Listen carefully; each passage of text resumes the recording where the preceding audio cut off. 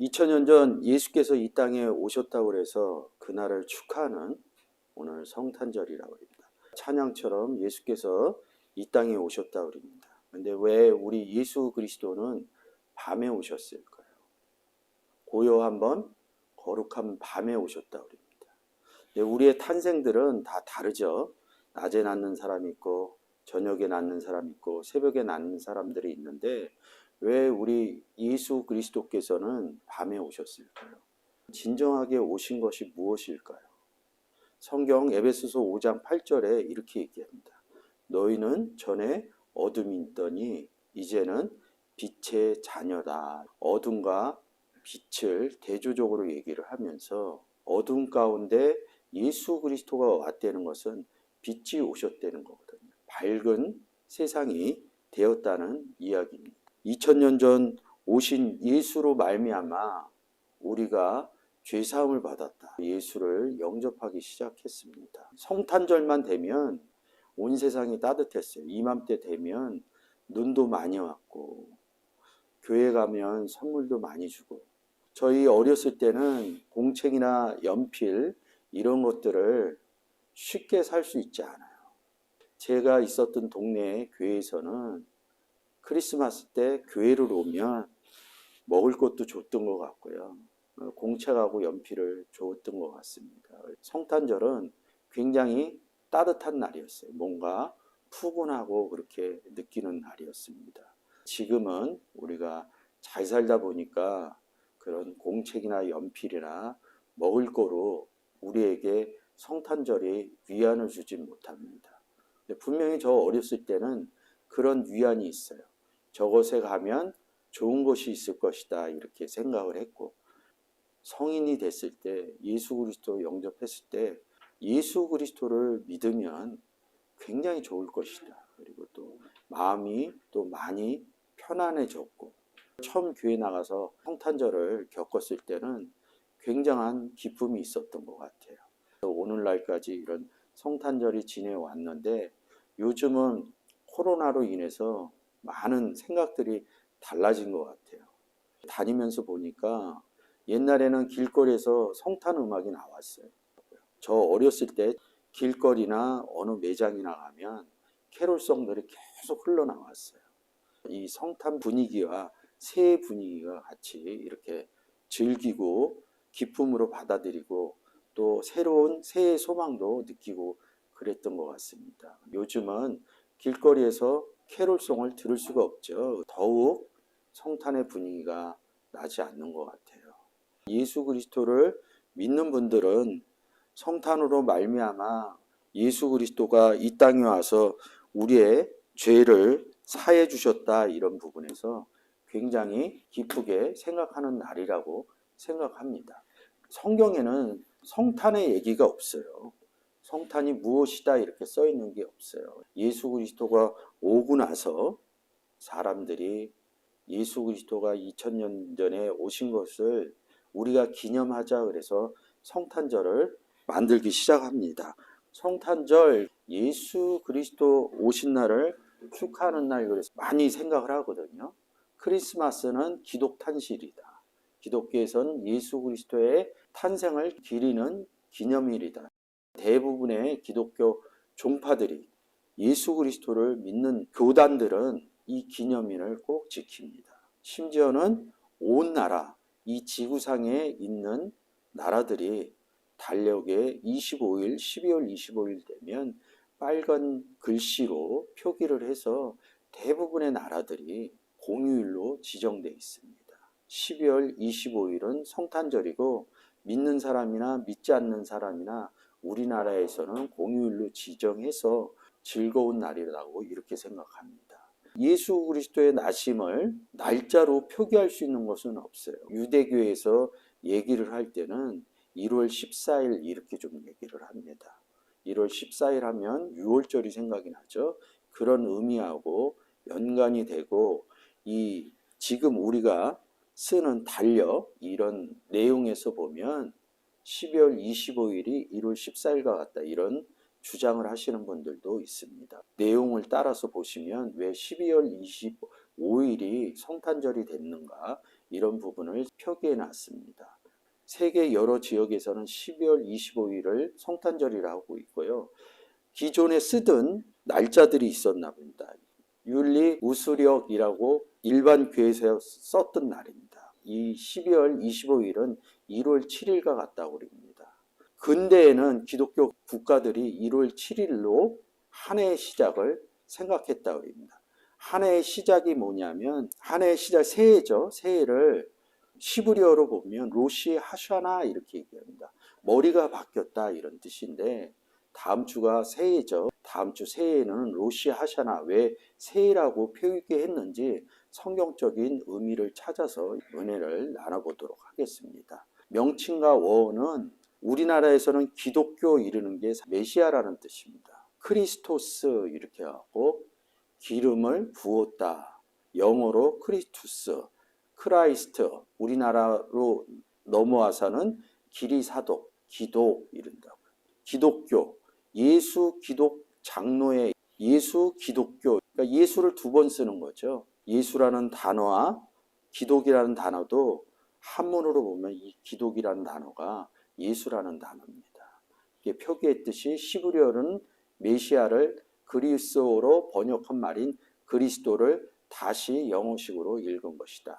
기독교는 기독교, 이 그리스도를 한자 음자로 기리사독에서 따왔다 이렇게 씁니다. 오늘날 우리나라에서는 기독교, 그리스도교, 예수교 이렇게 얘기를 하는 겁니다. 예수 기독교 이렇게 쓰시면 안 되겠죠. 그냥 기독교를 쓰든지 예수교를 쓰든지 둘 중에 하나만 쓰는 게 정확하다고 생각합니다. 메리 크리스마스 그런데 이제 이 메리라는 단어가 라틴어 동사래요. 파견했다 이런 뜻입니다. 메리 크리스마스. 크리스마스 기름 부은 자. 기름 부은 자를 파견했다 이런 뜻입니다. 크리스마스는 그리스도의 미사. 크리스마스도 즐거운 그리스도의 미사라는 뜻입니다. 즐거운 그리스도의 미사 이룩하면 천주교 생각나죠. 천주교에서 성탄절을 시작을 한 거거든요. 예수 그리스도를 탄생한 날이라고 생각하는 거죠. 이 학문을 연구하고 성경을 연구한 사람은 이 12월 25일이 실제로 탄생하지 않았다는 것을 알고 있는 거죠. 우리가 예수 그리스도가 이 땅에 온 것을 2000년 전 온 것을 날짜를 모르니까 이 땅을 통해서 기념하자는 뜻에서 이 크리스마스 성탄절을 만든 거라는 거죠. 예수 그리스도 탄생한 날을 의식적으로 의식을 시작한 것이 성탄절이라는 거죠. 카톨릭 대사전에서는 이렇게 써 있어요. 예수의 생일이 아니라고 가리킨다는 거죠. 그러면 예수 그리스도가 언제 왔느냐? 그리고 왜 우리가 12월 25일을 크리스마스 예수 그리스도의 탄생이라고 그 날짜를 쓰기로 했느냐? 이런 부분에서 보면 아우렐리아누스 황제가 274년 무적의 태양신을 섬기는 동짓날 12월 25일 무적태양 탄생일로 제정했다 이래서 그래서 많은 분들이 이렇게 얘기를 합니다. 예수 그리스도 탄생일 12월 25일은 태양신 섬기는 날이었어. 태양신 그러면 해거든요. 세상에서는 태양신을 많이 섬깁니다. 옛날에 특히 많이 생겼어요. 태양이라는 게 해거든요. 성경에선 여호와 하나님은 해요 이러니까 그 의미를 넣으면 그렇게 뭐 이단적인 의미를 생각 안 하셔도 됩니다. 우리가 누가 무슨 태양신을 얘기를 해서 왜 너희는 왜 태양신 섬기는 날을 성탄절로 만들었느냐 이렇게 하면 태양이 예수 그리스도다 이렇게 얘기하시면 됩니다. 분명히 성경에 여호와 하나님은 해요 이렇게 써 있는 부분이 있습니다. 창세기에서 해와 달 얘기하고 열두 형제 얘기하는 부분이 있습니다. 상식적으로 좀 알아놓으시는 게 좋겠죠. 이 태양신은 섬기는 날로 같은 날짜로 돼 있다 이렇게 생각합니다. 그런 사람이 황제가 그렇게 했다는 거죠. 오늘 본문 시편 98편 읽으셨잖아요. 그 크리스마스 때 성탄절 때 제일 많이 부르는 찬송 중에 하나죠. 기쁘다 구주 오셨네. 이 찬양을 만드는데 시편 98편을 사용했다고 얘기를 하더라고요. 이 성탄절에 이 내용으로 설명 들을 때 3절에 온 세상 죄를 사하시려고 2000년 전 이 땅에 오셨다는 거죠. 주 예수 오셨네. 온 세상 죄를 사하시려고 주 예수 오셨네. 죄와 슬픔 몰아내시고 다 구원하시네. 다 구원하시네. 다 구원하시네. 구원받았다는 거죠. 2000년 전 예수 그리스도가 이 땅에 오신 날이 성탄절이며 이 세상에 오셔서 많은 사람들을 구원하셨다. 죄사함을 구원했다. 그렇게 단편적으로 얘기를 하면 2000년 전 우리는 다 죄사함을 받은 거예요. 근데 2000년이 흐른 이후에도 우리는 예수 그리스도를 영접하기 시작합니다. 예수 그리스도를 영접하고 교회를 다니기 시작합니다. 예수 그리스도를 영접했을 때 우리는 구원받았다. 구원받아서 우리가 이 땅을 떠나면 천국을 간다. 예수 그리스도를 믿는 기본적인 논리들이 있어요.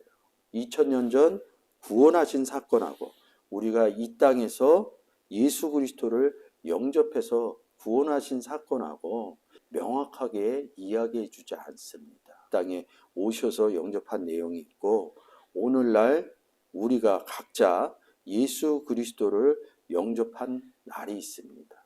또 많이 부르죠. 찬양을 고요한 밤, 거룩한 밤. 왜 꼭 밤에 오셨을까요? 예수 그리스도께서는 구원하시기 위해서 왜 이 찬양처럼 고요한 밤, 거룩한 밤에 오셨을까요? 너희는 전에는 어둠이었다 이렇게 얘기하면 그게 무슨 뜻입니까? 성경에서는 밤이다 이런 뜻입니다. 마태복음 4장에서 흑암에 앉아있는 백성들을 보았고 큰 빛을 보았고 이럽니다. 흑암이라는 게 어둠인 거죠. 밤이라는 뜻이죠. 우리 보고 예수 그리스도를 영접하지 않았을 때 어둠이었다. 너희는 밤이었다. 근데 우리 가운데 예수 그리스도가 오셨습니다. 예수 그리스도가 오셨다는 것은 무슨 뜻인지, 왜 고요한 밤, 거룩한 밤에 오셨는데 구주가 나셨도다, 구주가 나셨도다. 4절 고요한 밤, 거룩한 밤, 주 예수 나신 밤. 그 얼굴의 광채가 세상의 빛이 되었네. 구주가 나셨도다, 나셨도다.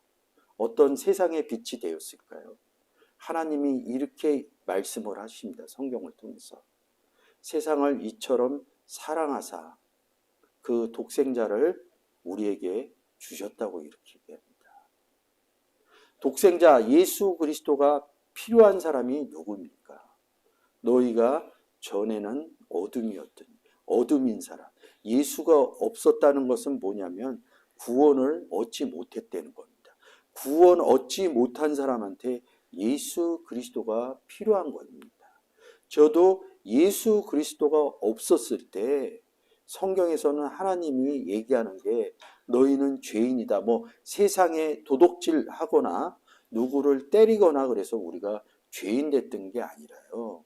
예수 그리스도를 믿는 사람들의 기준으로 보면 예수가 없을 때 그 자체가 죄인이었다는 거죠. 어느 날 누군가로부터 저는 이제 저희 집사람을 통해서 예수 영접을 하고 교회를 나가기 시작했습니다. 예수 믿으세요 그랬을 때 예수를 영접했거든요. 하나님이 저를 사랑해서 예수 그리스도를 보내준 거거든요. 그것이 요한복음 3장 16절 세상을 이처럼 사랑했다는 거거든요. 제가 세상 가운데 있을 때 그런 세상일 때 어두운 밤이었다는 거죠. 찬양처럼 고요한 밤, 거룩한 밤이 되는 저에게 온 이야기라는 거죠. 예수 그리스도가 오셨네, 왜 구주가 나셨다 이렇게 얘기를 하냐면 요한복음 1장 12절에 세상을 이처럼 사랑해서 독생자 예수를 주었습니다. 우리가 예수 그리스도 안에 들어가서 믿기 시작했습니다. 그것을 요한복음 1장 12절에서는 영접하는 자, 그 이름을 믿는 자들에게는 하나님의 아들이 되는 권세를 주셨다고 그럽니다. 13절에 이렇게 얘기합니다. 이는 혈통으로나 육정으로나 사람의 뜻으로 나지 않고, 우리가 이 땅에서 그 육신의 부모로 날 때는 혈통으로나 육정으로 태어나는 얘기를 합니다. 그리고 사람의 뜻으로 어떻게 나요? 누군가 배우자인 여자하고 결혼을 해서 여자는 남자하고 결혼을 해서 부부를 이룹니다. 우리가 이제는 아이를 낳아야 돼요. 이렇게 해서 저도 우리 집에 아이들이 있습니다. 그것이 사람의 뜻으로 나는 겁니다. 근데 성경에서 얘기하잖아요. 이는 혈통으로나 육정으로 사람들이 아이 낳는 얘기를 하는 게 아닙니다. 오직 하나님께로부터 난 자들이라는 거죠. 고요한 밤, 거룩한 밤, 예수 그리스도가 우리에게 오셨다는 것은 요한복음 3장 16절 얘기고 요한복음 1장 12절 구주가 나셨다는 뭐냐면 13절에서 하나님께로 난 자들이라는 겁니다. 2000년 전 이 땅에 오신 예수도 있고요. 우리가 이 땅을 살아가면서 예수 그리스도를 영접했을 때 예수 그리스도가 우리 마음 가운데 어둠 가운데 오셨다 이런 찬양이라는 거죠. 2000년 전 우리는 그 시대에 살지를 않았어요. 역사적인 부분에 예수 그리스도를 알기 위해서 그 사건을 알아야 됩니다. 그 땅에 모였던 사람들한테는 굉장히 중요한 얘기예요. 우리한테 더 중요한 얘기는 뭐냐면 예수가 없어서 어둠 가운데 있을 때 예수 그리스도를 영접한 것을 우리 가운데서 하나님께로부터 낳았다는 얘기죠. 우리에겐 더 중요한 얘기죠. 예수 그리스도가 우리 안에서 탄생되었다. 우리가 새로운 피조물이 되었다. 우리가 새롭게 거듭났다. 이렇게 얘기하는 겁니다. 구주가 우리 가운데 나신 요한복음 1장 12절 13절이라는 거죠. 성탄절이 2000년 전 오신 예수를 기리는 날이기도 하지만 성경의 내용으로 볼 때는 예수 그리스도 영접해서 우리 가운데 새롭게 태어난 예수 그리스도가 죽고 살아났다. 우리 가운데 오셔서 죽고 새롭게 태어났다. 이런 부분이거든요. 날짜는 우리가 이 세상에서 살아가면서 12월 25일이 성탄절이지만 성경의 의미로 볼 때는 그 역사적인 의미로 했을 때 날짜가 규정되어 있지 않다. 1월 14일이 그렇게 따지면 예수 탄생일이다. 6월절이거든요. 어린 양을 잡는 날이거든요. 어린 양이 죽는 날이거든요. 그리스도께서 우리를 위하여 저주받은 바 대사 율법의 저주를 우리를 속량하셨으니 기록된 바 나무에 달린 자마다 저주 아래에 있는 자라 이렇게 얘기합니다. 원문을 항상 보여드리면서 얘기하죠. 이렇게 점이 찍혀있다. 콜론이다. 이 문장이 뒷문장을 해석해준다. 이런 내용입니다. 두 번 찍혀 있어요. 제가 13절, 14절 여러분들한테 설명을 드릴텐데 우리가 저주를 받았다는 겁니다. 왜요? 예수 그리스도가 없을 때 저주받은 상태다. 성경에서는 저주는 심판하고 연결이 돼요. 심판이나 사랑 얘기 나오면 요한복음 3장 16절, 19절까지 읽으시면 그 내용을 그냥 읽으면서 압니다. 구원받지 못한 자가 심판받은 자고 심판받은 자가 구원받지 못한 자라는 거죠. 그리고 심판받은 자가 저주받은 자라는 거죠. 그리스도께서 우리를 위하여 속량했다 이런 얘기가 뭡니까? 구원하셨다. 속량, 구속하였다 이런 게 속량이 뜻이거든요. 우리가 저주의 율법 받은 바 돼서 우리를 저주에서 속량했다. 우리를 구원했다. 이것이 영접했다 이런 뜻입니다. 여기서 그냥 문장이 끝난 거야. 뒤에서 한 번 더 설명. 기록된 바 하였습니다. 우리가 왜 저주에 있었냐 이 부분을 좀 표현해 주는 거예요. 나무에 저주의 나무에 달렸다는 거죠. 창세기에 가면 나무를 두 종류 나무를 얘기합니다. 성경에서 나무 얘기가 나오면 어떤 명칭이 있더라도 그 나무의 명칭에 끌려가지 마시고 딱 이거로 생각하시면 됩니다. 생명나무냐 선악나무냐. 생명나무는 성경에서 예수 그리스도를 얘기를 합니다. 선악나무는요. 예수 그리스도가 없는 사람들을 선악나무라고 합니다. 우리가 생명나무겠죠. 내용으로 보니까 안 좋은 거죠. 예수 그리스도가 있으면 뭐예요? 구원의 나무라고. 예수 그리스도가 없는 선악나무는 뭐예요? 심판의 나무고 저주의 나무라고. 그러니까 예수 그리스도가 없을 때 우리는 어떤 나무였냐 이거죠. 선악나무요, 심판의 나무였다는 거죠. 근데 이 심판을 앞구절에서 제가 얘기할 때 심판받았다 이런 내용이 뭐냐면 저주받았다. 우리가 세상 가운데 저 사람은 굉장히 나빠서 막 뭐라고 그래요. 내가 억울한 일 당하고 그러면 욕설 퍼붓고 저주를 부고 그런 얘기가 아니에요. 성경에서는 어떤 단어를 얘기하거나 어떤 내용을 얘기할 때 기본이 뭐냐면 예수가 있는 경우냐 예수가 없는 경우냐 이렇게 얘기해요. 생명나무냐 선악나무냐. 이 갈라디아서에 와서는 이 선악나무를 저주의 나무 이렇게 바꾼 겁니다. 예수 그리스도가 뭐예요? 나무에 달린 자마다 있는 자들, 우리가 저주의 나무에 달려 있었다는 거죠. 예수 그리스도가 없을 때 구원받지 못한 심판의 상태라는 거죠. 예수 그리스도가 십자가에 달리는 겁니다. 근데 이 십자가의 이 내용을 보면 나무로 만들었거든요. 그 나무의 의미가 숨어 있는 겁니다. 십자가 나무에 달리는 겁니다. 그래서 우리의 죄를 속량했다 이렇게 얘기를 한 겁니다. 예수 영접한 거죠. 그러니까 이 저주의 나무에 달린 상태가 심판받은 상태요, 어둠의 상태라고 얘기를 합니다. 13절에서 또 이렇게 콜론을 찍습니다. 14절에 이는 그리스도 예수 안에서 복이 이방인에게 미치게 하고 이릅니다. 이거를 13절을 한 번 더 설명하는 거예요. 이 저주의 나무에 달린 우리 때문에 예수 그리스도가 우리 가운데 오셔서 같이 달리는 겁니다. 속량하시고 살아나는 얘기를 하는 겁니다. 그 얘기를 이렇게 바꿉니다. 이 저주의 나무에 달린 사람을 이방인이라고 합니다. 이방인이 무슨 뜻이냐? 너희는 전에 멀리 있어 이방인이었더니 그리스도 밖의 사람이라고 합니다. 이방인을 그리스도 밖에 있었다, 안에 있었다 이 얘기를 하는 겁니다. 안에 있지 않는 그리스도 밖에 있었다 이방인. 그래서 저주의 나무에 달린 바 된 사람이 이방인이다 이렇게 해서 이 콜론을 찍어서 성경이 설명을 해주는 거죠. 복은 예수 그리스도라고 합니다. 아브라함의 복이 미치게 하여 우리로 하여금 믿음으로 말미암아 성령의 약속을 받게 하려 하심이라.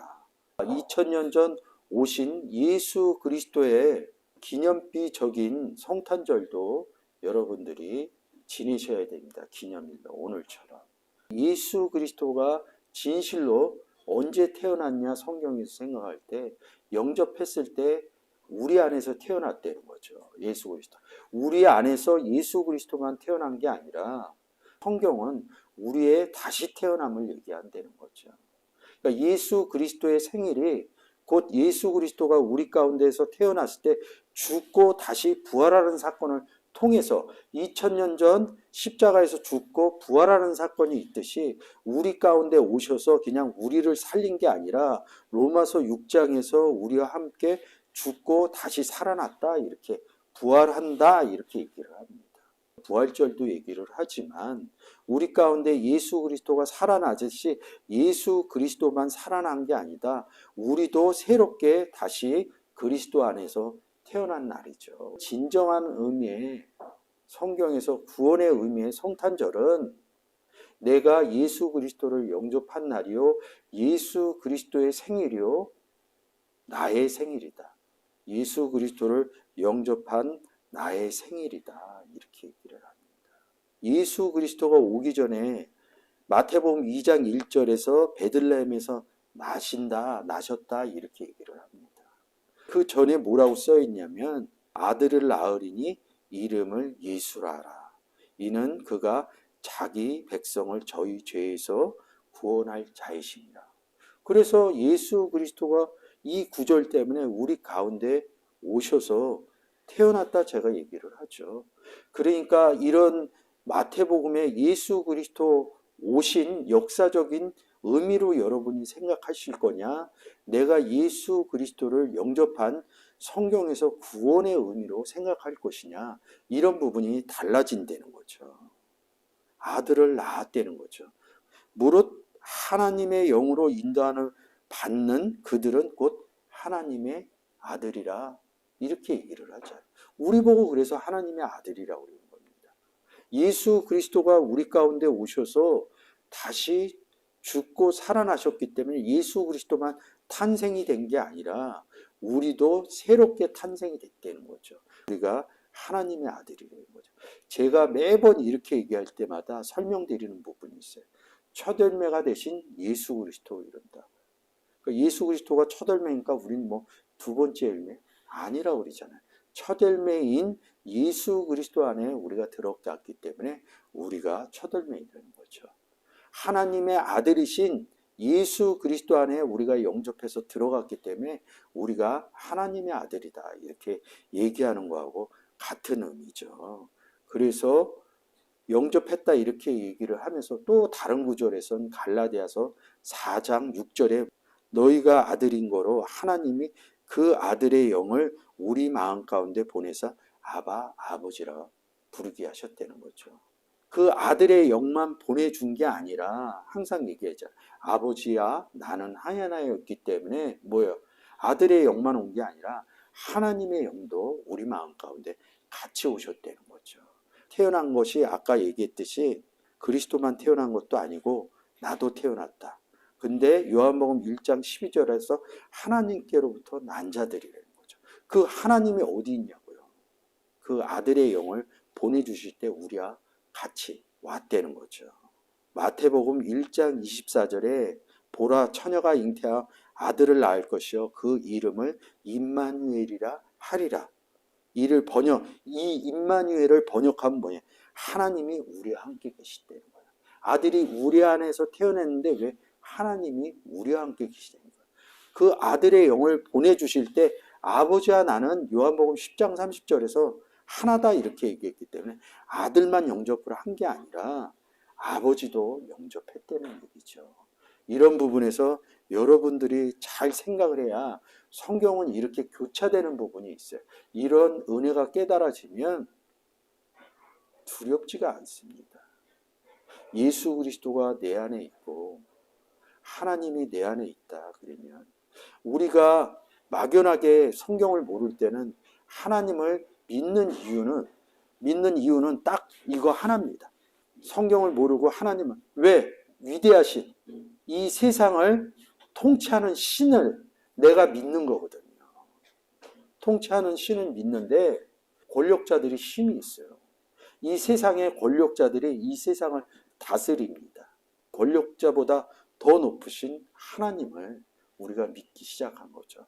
막연하게 나에게 큰 도움을 주실 거다 이렇게 생각을 하는데 이 성경은 구원받은 자들에게 해주는 얘기는 그런 하나님이 너희 속에 있다는 거죠. 이런 것을 성경을 통해서 깨달았을 때 이런 것들이 삶에서 적용되고 그랬을 때 세상 가운데 사라지는 이런 두려움들이 사라지더라는 거예요.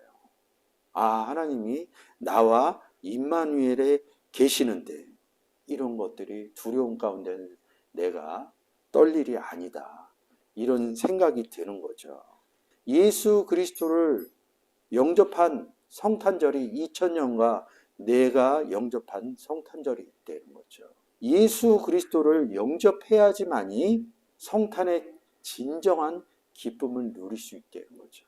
진정한 성탄의 기쁨을 누리는 것은 곧 하나님과 예수 그리스도와 함께 임마누엘 해서 이 땅을 살아간다는 거죠. 항상 아버지와 나는 하나다 이렇게 얘기를 하는데 이런 부분들을 또 다른 성경 구절을 통해서 확인을 시켜줍니다.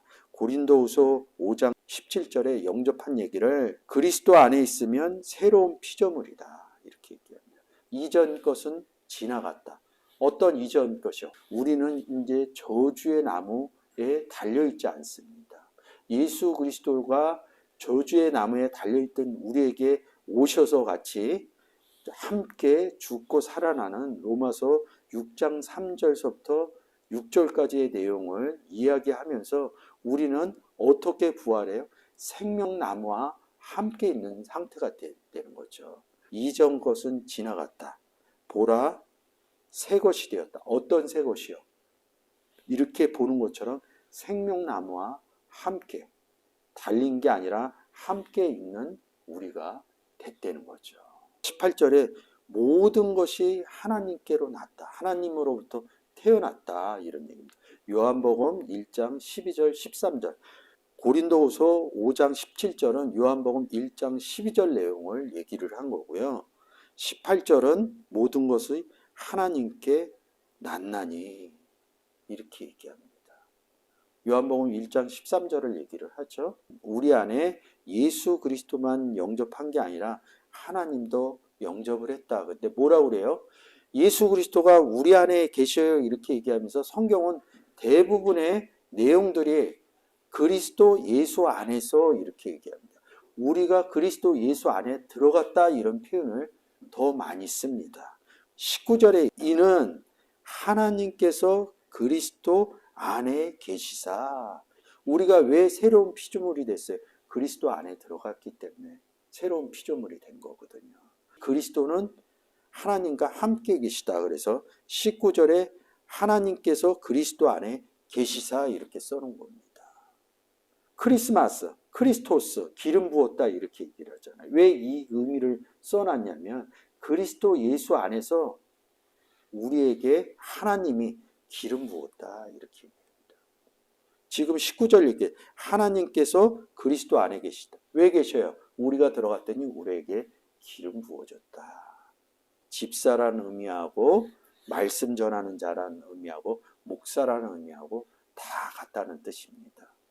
구약에는 왕권을 가진 사람, 제사장인, 선지자들이 기름을 부어줬지만 예수 그리스도를 영접함으로 말미암아 신약 시대에 예수 그리스도가 오심으로 우리 가운데 오시면 구약의 얘기를 현실화시켰다는 거죠. 기름 부은 얘기를.